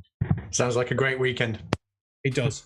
I'm being. The only thing that we agree on is that the evidence will be found in the fossils. And that's what I ask. And the evidence is fish coming out and growing legs there. If it was, you're saying the process, it wasn't going to become a bird, it was first going to become a land-based animal. Mm-hmm. Do you have any evidence of that? Have you ever heard of lungfish? Do they still live today? They do, actually, yes. Oh, there you go. So you've heard of them. So they are fish and amphibians as well, things that live in water and land. They are basically the middle point between fish and land animals. But the thing is with evolution doesn't care where you live, what you eat, what you do, as long as you are doing well. So all you've got to imagine, hang on one sec, all you've got to imagine is there's some fish that made it onto land because of amphibianness. So it could have been like lungfish, and there's a special type of river fish that has the ability to breathe air for short periods because of droughts and stuff like that. Sorry. Flying fish. Not a problem. You get flying fish, but they remain flying fish. Isn't it? You know, we're going in circles here. Okay. Well, let's look at, if you watch the stream now, Creaky, can I have slide 17, please?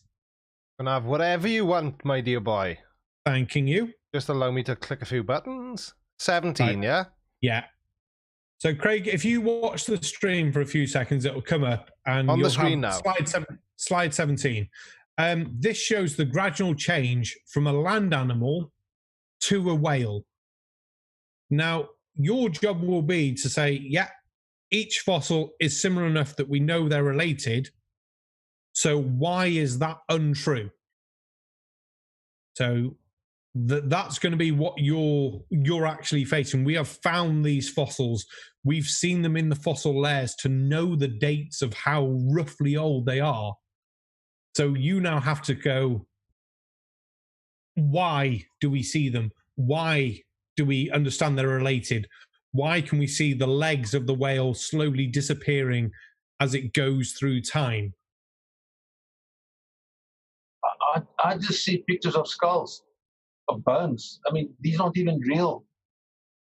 Right, can I just very quickly jump in, just for a little bit of clarity for the side chat then? So, Craig, you were saying, your argument against Sarcastic Barman is that because he can't physically see any of this, then it can't possibly be true because he didn't witness it happening, yeah? Partially right, that it now becomes a belief system.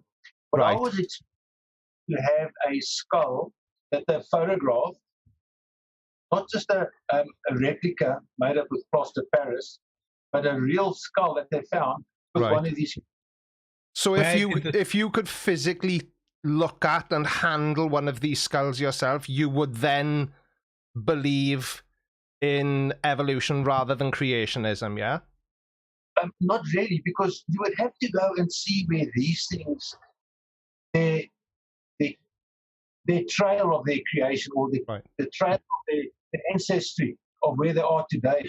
So basically then the whole crux of your argument is if you can't see it, interact with it, witness it or touch it, then it can't possibly be real. Okay. Okay. There we are. In okay. which case, thanks. I'll change my argument tactic. How many people were on the Ark? 8. Do you believe the Ark actually happened and the flood happened? I can tell you why. No. It was a yes or no. Do you believe the flood happened? Yes. Okay. Why doesn't Egyptian history, which was constant through the time, record the flood? I think there is more evidence. I don't know if you've researched mud flood. Mud flood's mental. Now, let's go back to pyramids. Why don't the Great Pyramids of Giza or the smaller pyramids show water damage? We're not talking about the Sphinx, because we believe the sun block of the Sphinx is much older and shows water damage from when, obviously, the Sahara Desert wasn't as deserty. So just the pyramids, we'll focus on them. Why don't they show major water damage? Because they were built before the flood. A lot of these buildings were built before the flood. Why don't they show water damage? Well, there's some buildings that don't show water damage either in the mud flood. When you said mud flood is... No, mud flood is different. This is the Great Flood of Water. Why don't the pyramids show water damage? Why is there not great sections of erosion from water on these pyramids? I was trying to tell you. I believe it all happened at the same time. It was the time of the flood. And we uncovered, people are excavating there, have found these buildings that were covered in mud. That was the time of the flood. Those buildings aren't damaged. They're just covered in mud. So the water damage was just temporary. It wasn't there for thousands of years. You see, there's a scripture in the Bible. I thought it was quite interesting. It's in 2 Peter 5, 5,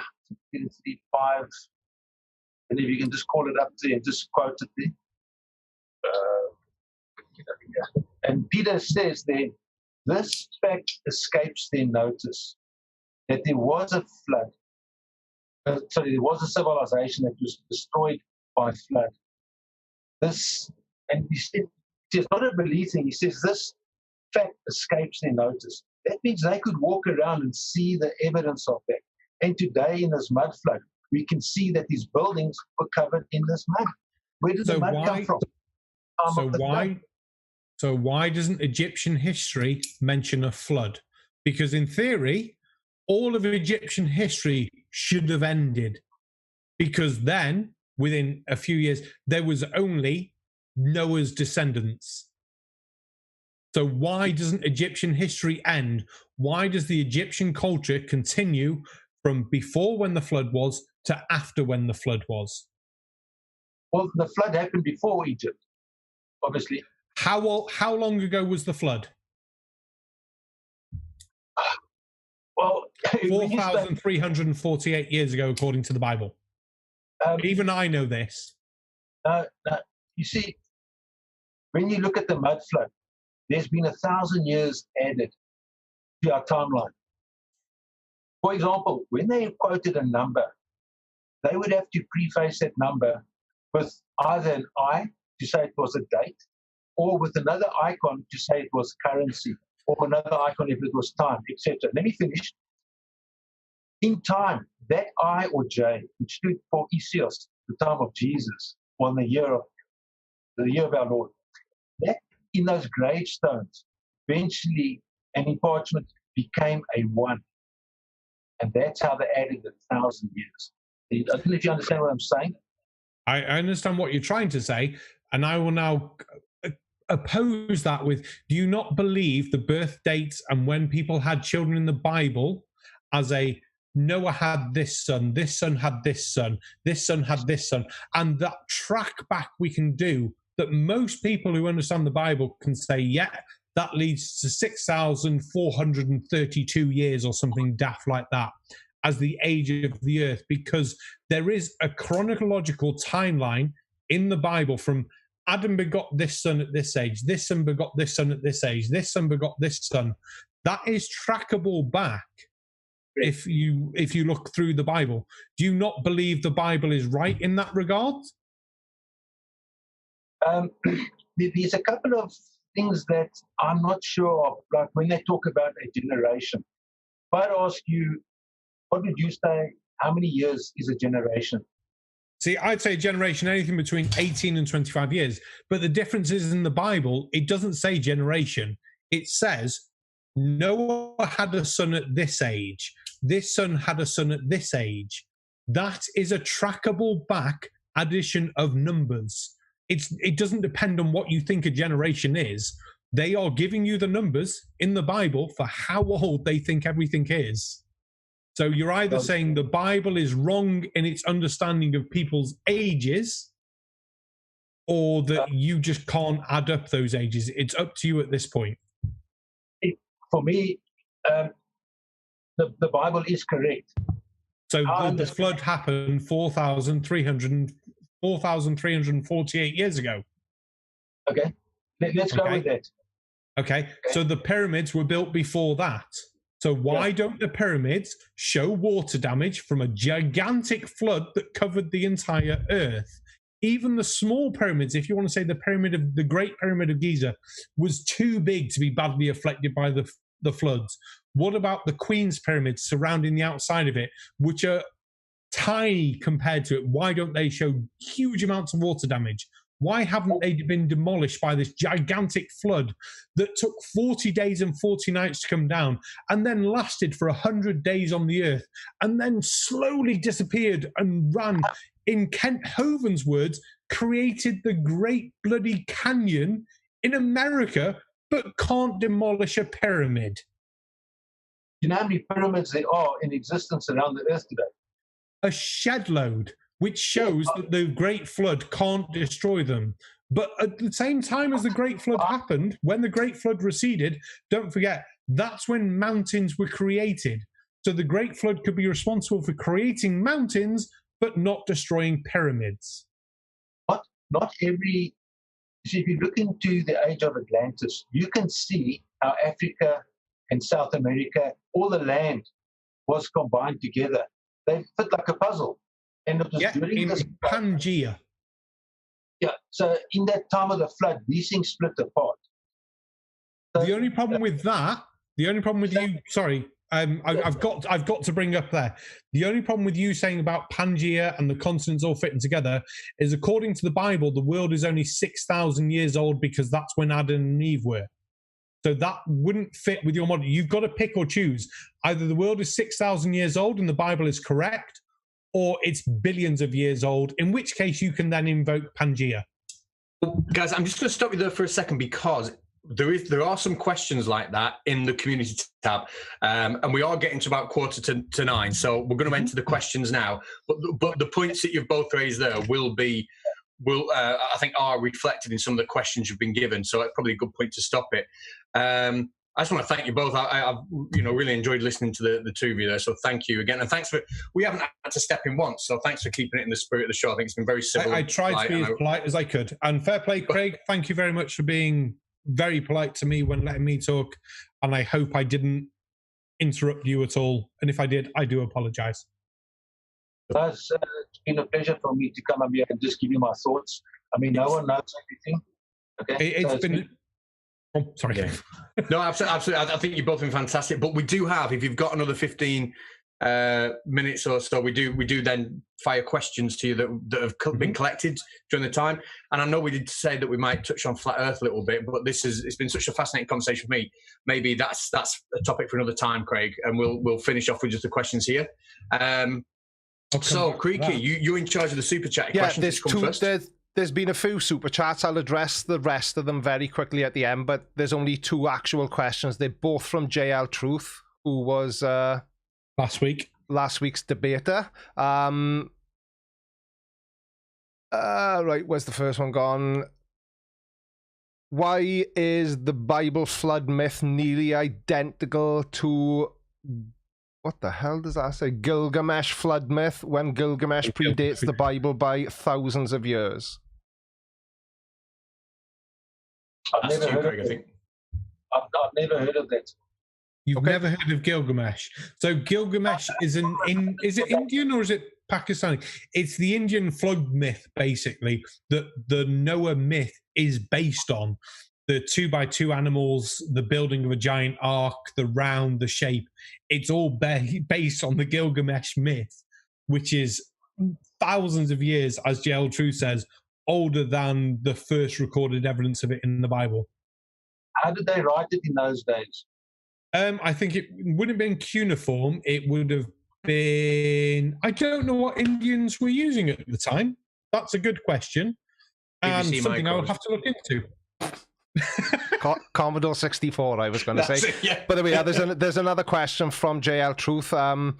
Could you explain ERVs and their role in genome evolution, the new information they add to the genome, and why they comprise over 5% of the human genome? Do you want to have a stab at that first, Sarcastic Barman, then we'll pass it over to Craig? So, well, I know you're going to do much better, Baldy Catz, on ERVs because I know you brought it up on previous debates.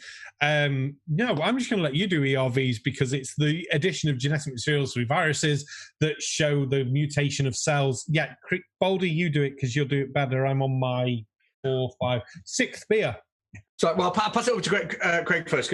Craig, I don't even watching the channels in sort of the community, but the subject of ERVs in evolution has raised its head quite significantly over the past few months. Have you been keeping up with any of that? Have you been keeping up with ERVs and what they are? Not at all. No. The first time I'm actually on the channel, they did send me a link, but I didn't have time to watch it. Right, no, that's fine. So essentially an ERV, when viral DNA is integrated inside a human, if it's integrated inside a cell that goes on to produce a sperm or an egg, like a gamete, then that viral insertion in that location, which is highly random, I had a source that said it was like 1 in a 50 million chance location, that ERV will then be passed on to the children in exactly the same location. So you imagine if you've got a family, granddad, dad, and grandson or whatever, you'd be able to spot through the family that insertion. But if you think bigger and you think going back over thousands of years and species, and you think you've got hundreds of, like I think we share 205 with chimps, something like 97%. I'll have to get the paper up and see. But essentially, they're a way of tracking lineage. I'll not go to, if you've not heard about them, I'll not go too deep, but they're a way of tracking lineage. Might be something worth looking into. I know Kent Hovind knows a lot about them. He's quite thoroughly researched on them, so he might be someone to look at. Have we got any more questions? Not from the super chat, so I don't know if you just want to jump straight into the community tab. Okay, well, should we pick one each? And fire. Go on, you take the next one. Okay, so I'm going to find one for Craig. And let me just, get up there. We'll get that to the bottom. Okay. This is from Joshua Ellick. He says, it's to you, Craig. He says, you seem to conclude that evolution is unreliable because it contradicts the flood story in the Bible. But the flood story in the Bible contradicts itself. Why accept the self-contradicting flood story over the theory of evolution? And then he gives a quote from Genesis 6:19. You are to bring into the ark 2 of all living creatures and keep them with you. Verses 7:2. What's that? Verse 7. I don't know. Where he says, "Take with you 7 pairs of every kind of clean animal." So if the Bible contradicts itself with the story of the ark, why would you rely on that? I think is what he's saying. Okay, these 7 animals, they were to be food for the people on the ark, and the 2 was obviously male and female. I don't say that. So what's the first part of that question? I think you're saying, why would you, given the fact that story in the Bible contradicts itself, why would you go with that over evolution, which is backed by science? And that was the general gist of it. All right. So when you say you believe in something, there's lack of evidence. You see evidence. When you see the evidence, there's no need to believe. Then you would know. There's a lot of things we don't know. So there's a lot of things we don't have evidence for. So we don't know. So we believe in these things. So there's no evidence to say that the Bible is contradicting itself anywhere. So the 7 animals, I just, because you broke up a little before, were you saying the 7 animals, that was a difference? There was like a set of animals to go on and breed, and then there was the 7 kind of each animal for food during the journey? Because they were a year on the ark. On the ark, yeah. On the ark. Cool. Sarcastic Barman, have you got anything you want to quickly add to that before Creaky's question? No, that seemed about right from what I understand. You had the 40 days of the flood, the 100 days of the water, then the slowly water going down. I believe a lot of the difference comes between different translation methods of the Bible, because it doesn't help that the Bible was written a long time after it happened, and then it was translated several times, and then you had the Great Council that basically picked through and said, I like that bit, but I don't like that bit. So we won't have that one, but we'll have this. And we'll replace that with this because that makes us get more money. Okay, let me just answer that bit. I don't know if you ever heard of a guy, Ivan Panin. No. Okay, Ivan Panin, very interesting guy, was an atheist, Russian guy. He discovered a code in the Bible. Now, it's not this the geometric code that these people are talking about. I know that I see you busy laughing there, but this is a code. Now imagine it, I'm going to explain it this way. I know there's not a lot of time. Imagine A equals 1, B is 2, C is 3, etc., right? Okay. Mm-hmm. When Ivan Panin, he was an atheist, he found this mathematical code in the Bible. So you have to go and watch a couple of videos from people who have made videos on this.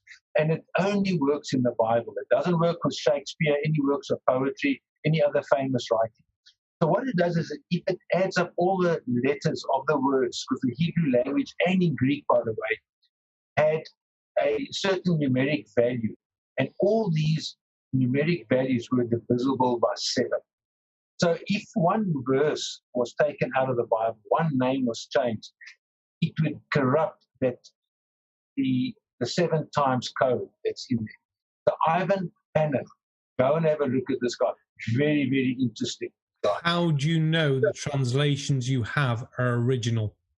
It's not the translation. Doesn't matter. It was written in Greek and Hebrew.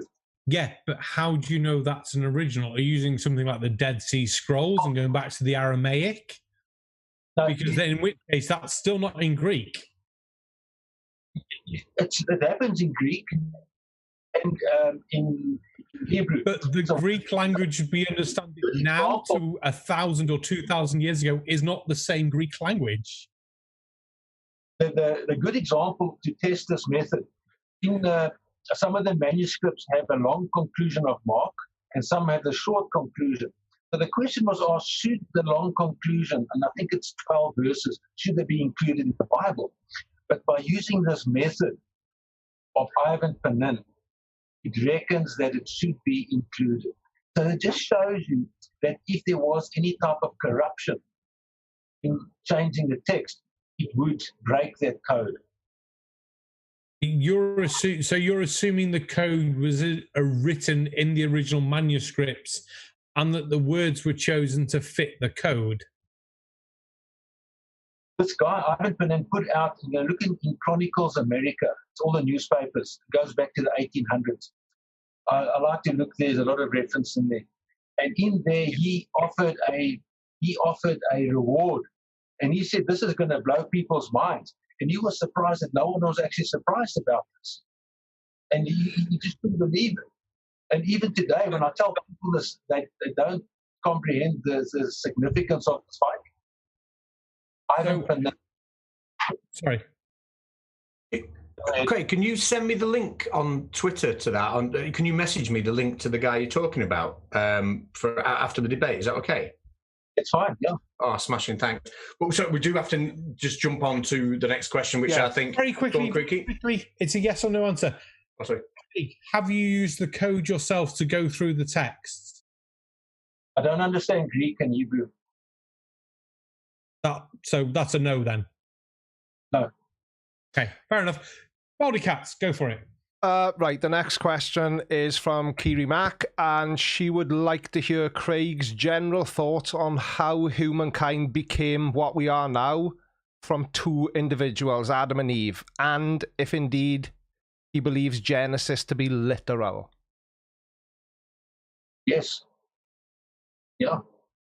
Adam and Eve, they were the father and the wife, mother of all creation.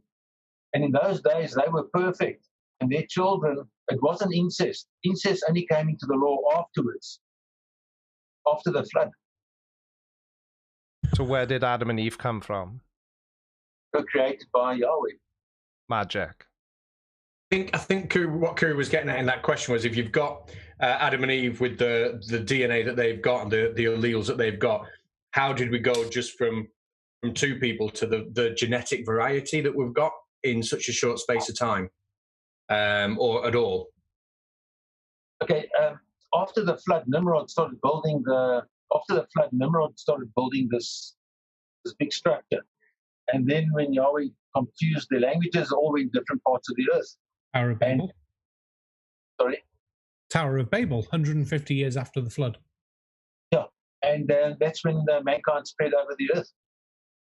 Over the earth, not around the earth, by the way. So we'll have it in another discussion when we talk about that earth. Now, my question would be on that. The Tower of Babel was 150 years ago after the flood. The calculation that other wrong calculator. That other creationists have used would be a 0.0033% growth of population, which is a similar sort of growth between the years 1600 BC and 1800 BC, when you had the invention of modern sort of farming techniques, so there's an abundance of food to show that population could grow. Would you agree that that's the sort of growth you should have through all those thousands of years beforehand?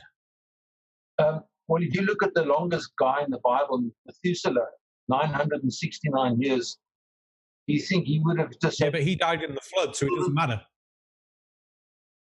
Yeah, but what I'm saying is that the population before the flood, just from those two people, those people lived for a long time.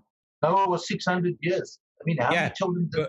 It was after the flood that everything changed, because it was obviously after the flood where more carnivores ate the herbivores, when the division of the predators and prey started to happen, when you only had 8 people, 2 of which at that point were described as too old to have more children. So you only then have 3 breeding pairs.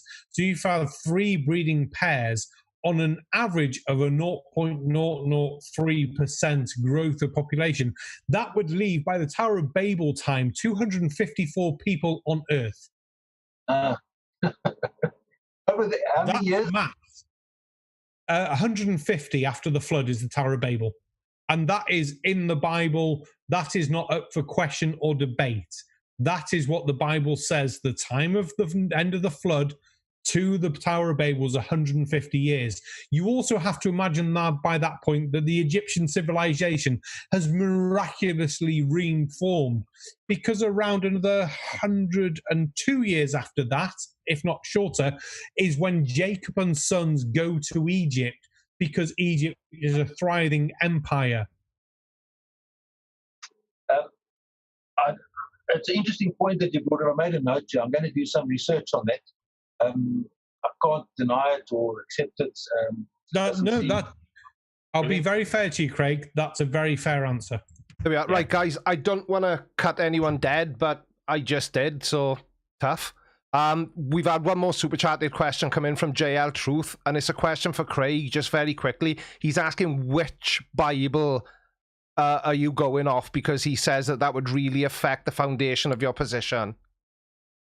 I have 35 English translations, digital ones. I'll cross-reference between the two. I mean, between all of them, and I play them. I mean, I have them side by side, because no translation is going to be inspired, except the original manuscripts are inspired. Okay, hope that answers the question for you, JL Truth. We've got a few more questions. We've got a few more questions, but we usually do finish sort of like dead on 9. So I know it's going to be a challenge. Can we give? We'll try and get through as many questions as we can, but can we try and give sort of like sub 30-second answers if possible? I know that's difficult. If we try and give as quicker ones as possible. Is it your turn or mine, Creaky? Yours. I just asked the last 2. Okay. This is from Austin Deal, and again, it's to you, Craig. If you weren't a Christian, if you didn't believe in God, would evolution make sense to you? Oh, no. No. Okay. Nice and succinct. Creaky, next one to you. Remember Old Fashioned Trousers is asking, do you have any evidence for the flood? Just research mud flood. It's all there.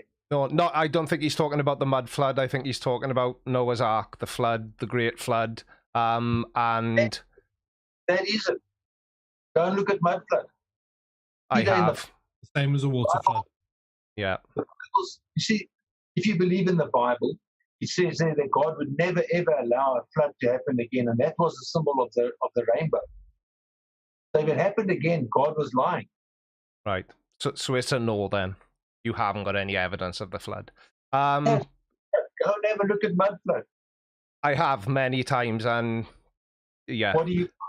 I think it's completely ridiculous. But there we are. Moving on. Phoenix is asking if you believe in dinosaurs. I think we covered that. Catz, do you want to take the next one? Yeah, I've got one. I've just missed it. Right. So this is from Remember Old Fashioned Trousers again. He says, again, this is you, Craig. If evolution is impossible, then why is it that it tends to be only people out of the... I'm rephrasing this, but if evolution is impossible, how come it's only people outside of science and academia that seem to be aware of that? Why is it that people who actually study the science behind it don't come to the conclusion that it's not real? Well, it's things that have been taught at school and at universities. So that people put their trust in their teachers. They haven't researched it for themselves. I used to believe in it before I became a Christian. I thought, what about evolution? So I started doing research on it, and I found it, hey, but this is impossible. And I think like the people who do go on to then build on that, so the people who learn it at school, learn it at university, but then go on to be professors and researchers themselves and carry out studies into, for example, retroviral DNA and fossils, etc. While they are actually researching it and doing their studies, like why do they not suddenly then come to the conclusion that, oh, hang on, it is wrong? Well, the mere fact that a virus mutates from year to year, that's why you can never, ever get a cure for it. That isn't evolution. It's just mutation. There's a difference. I don't know. I think Sarcastic Barman's pulling. I think he wants to say that mutation is the cause. Mutation is directly a purpose of evolution. Things mutate, and natural selection takes those mutations and basically, as I can, says that one does well, things survive, things breed, things eat more food. It continues. Mutation that is bad, natural selection looks at it and goes, you're not eating enough because you're too fat, you're not breeding enough, you die off. Mutation is a key point of evolution. Mutation is evolution. That is a key point. Okay, next question. Go on, Creaky. Why would God leave so much evidence of evolution if it isn't true? Who's that? That's for the Barman guy. That's for the Barman. No, it's for whoever wants to answer it, Craig. Why would God leave so much evidence of evolution if it isn't the truth? There is no evidence of evolution. Laryngeal nerves. Next. Okay. No, laryngeal nerves. Do you know what that is? And you haven't offered an answer, Craig, either. I was unmuted. I said, no, there's no evidence. Right, sorry, yeah, you must have been muted. Sorry, pal. There's lots of evidence. One key point would be a laryngeal nerve that comes down from your brain, down, round the heart, comes back up and comes to your voice box. That is a key show of evolution, because in a fish, that works perfectly. In something like a giraffe, it takes a 15-foot detour to come back up to the voice box. What would be your answer to that? That's how we were created. That's how a giraffe was created. You know why? Why take the time to create an individual eye for a species, but can't take the time to divide a nerve that comes 15 foot out of its way? You know why a giraffe's neck is so long? Because it wants to eat food that's higher up, and the ones that had the longer necks could reach the food higher up. This was then a trait that was passed on through generations, that the one with the longer necks could then reach the food higher up, meaning that they were larger, more well-fed, and more attractive to females, meaning those traits were then passed on, which means the longer neck was a trait that was passed on further and further, and the ones with the longest necks did well when it came to having sex. The reason why a giraffe's neck is so long is because his head is so far away from his body. I like it. I like it, but at the same point, it just, I'll give you that one, mate. I'll give you that one. Right, just very quickly, we have had one more super chatted question come in again from JL Truth. And this is for you, Craig. If evidence was introduced that changed the model, could you accept it? That's yes. for Sarcastic Barman, sorry. And then for you, Craig, the second part of the question is, if evidence was introduced that completely disproved God, could you accept it? Sorry, Creaky, what was the first part of the question? Sorry, I'll to everyone asking questions. So the first part of the question is for you, Barman. If evidence was introduced that changed the model, would you be able to accept those changes? Well, the evidence would have to be to destroy all previous information, because all previous information shows us a path of evolution, shows us gradual change over time.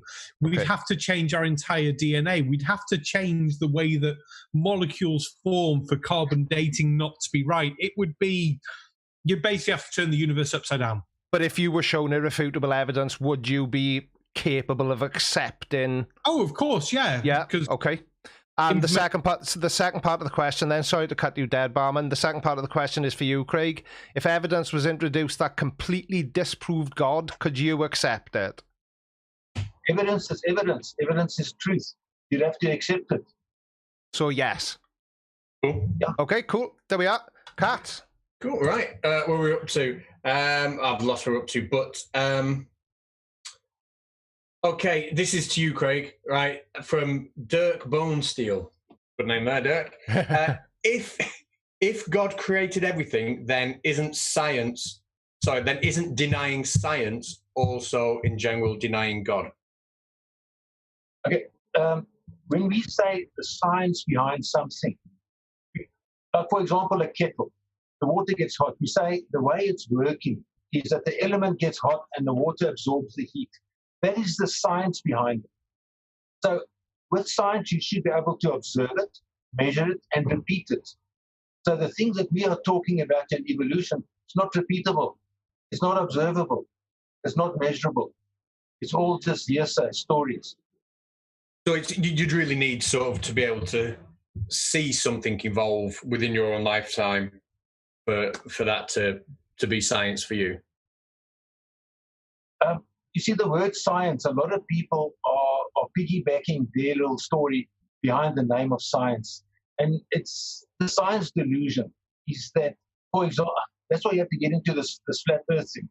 It's because this is the things that are taught at school, and they say that this is science. And a lot of people when you debate on Twitter, they're saying, you're denying science.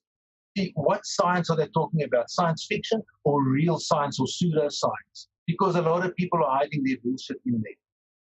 Question for Craig. When do you ever see a flat earth? When do I ever see the flat earth? Whenever I don't see a curve. When?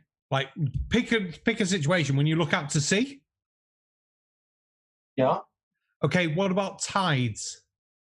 Because you know where you're looking, it's either low tide or high tide, and to the left it's going to be high tide or low tide, and to the right it's going to be low tide or high tide. Why don't you see a curve between them? I'll leave you with that. The tides doesn't prove the earth to be flat or round. No, but it proves that you're not looking out at a flat sort of area, or is it? Because you know there's got to be differences.